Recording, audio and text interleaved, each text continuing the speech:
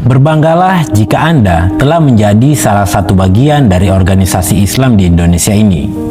Pasalnya, organisasi ini merupakan organisasi Islam terkaya di dunia. Mungkin banyak dari kita yang gak sadar, jika di Indonesia sebenarnya ada organisasi Islam dengan total kekayaan yang mencapai 400 triliun rupiah, aset tanah yang dimiliki sampai 20 juta meter persegi. Luas tanahnya ini kalau disatukan sekitar 4 kali Pulau Bali. Selain menguasai jutaan meter persegi tanah, organisasi ini memiliki 364 rumah sakit dan klinik, 384 panti asuhan, dan 356 pondok pesantren. Konglomerasi ini juga telah mendirikan 20.198 masjid yang tersebar di seluruh tanah air juga di luar negeri, seperti Uganda, Afrika Selatan, Jepang, dan Spanyol. Dan yang paling mencengangkan adalah aset di bidang pendidikan. Mereka memiliki 20.000 sekolah taman kanak-kanak hingga SD, 3.200 sekolah menengah, dan 164 perguruan tinggi dengan 17.000 dosen dan guru. Ditambah lagi 554.000 siswa yang tengah menempuh studi di sana. Ada 3 universitasnya yang termasuk dalam jajaran 10 perguruan tinggi Islam terbaik di dunia versi Unirank pada tahun 2021. Kali ini, kita tidak membicarakan tentang aset seorang konglomerat seperti Budi Hartono, Sri Prakas Lohia, Khairul Tanjung, sampai Sembilan Naga. Kita bicara tentang sebuah organisasi keagamaan non-profit, organisasi massa, ormas Islam terkaya di dunia. Siapa lagi kalau bukan Muhammadiyah? Bagaimana Muhammadiyah bisa sebesar dan sekaya itu? Perkembangan Muhammadiyah yang mulanya dari sebuah madrasah sederhana di kampung kecil Kauman di Yogyakarta ini sering sekali menjadi bahan riset dan diskusi para intelektual internasional. Seorang profesor antropologi sekaligus pengamat Islam asal Boston University, Amerika Serikat, Robert Hefner, pernah mengajukan Muhammadiyah untuk meraih Nobel Perdamaian pada tahun 2019. Meski gagal, Robert Hefner mengaku tidak pernah menyesal. Menurutnya, Muhammadiyah menjadikan Indonesia sebagai satu-satunya negara yang berhasil menjalankan amal sosial dan amal agama yang sukses.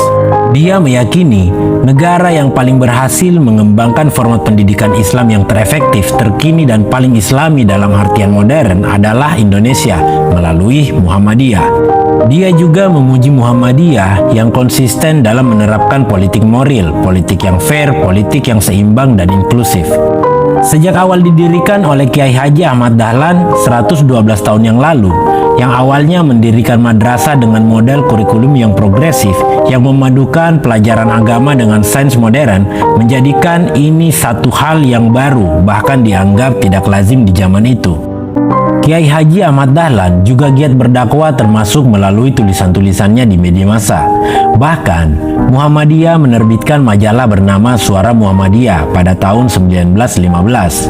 Perlu Anda ketahui bahwa Suara Muhammadiyah ini adalah majalah tertua di Indonesia yang pernah terbit dan tidak pernah berhenti terbit hingga saat ini.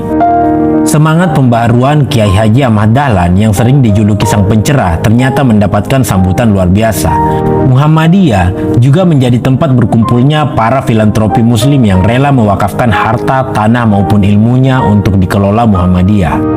Soal wakaf dan zakat adalah soal kepercayaan, dan hal itulah yang dijaga betul oleh Muhammadiyah. Kepercayaan dalam pengelolaan aset wakaf dan zakat para donatur itu pula lah yang menjadi salah satu kunci perkembangan organisasi Muhammadiyah.